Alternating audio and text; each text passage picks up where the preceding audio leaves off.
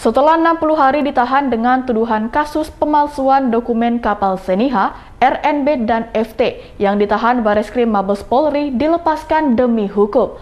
Objek dari kasus ini adalah kapal Seniha yang sudah berperkara sejak beberapa tahun lalu.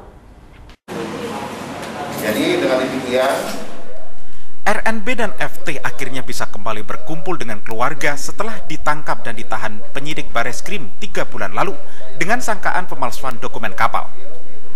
Namun di perjalanan kasus ini keduanya dilepaskan dari tahanan karena tidak cukup bukti dan masa penahanan habis. Indra Raharja selaku penasihat hukum keduanya mengatakan FT dan RNB dibebaskan dikarenakan jaksa menilai kasus ini tidak cukup bukti yang menjerat keduanya hingga ke ranah peradilan. Pihaknya berharap perkara dugaan pemalsuan dokumen kapal Seniha ini bisa dihentikan dengan menerbitkan SP3 atau surat pemberhentian penyidikan perkara.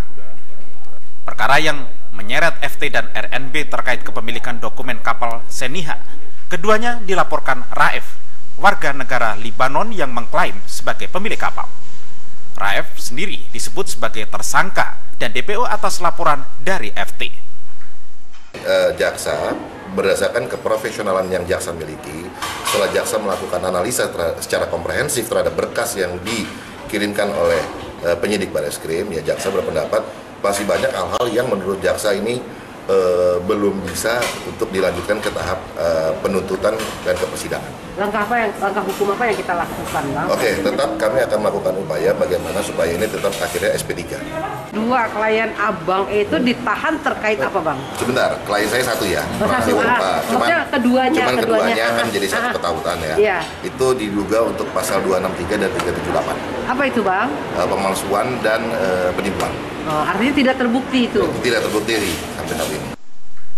Kasus ini berawal dari saling klaim terhadap satu kapal tanker berbendera Panama bernama MV Seniha sejak tahun 2010.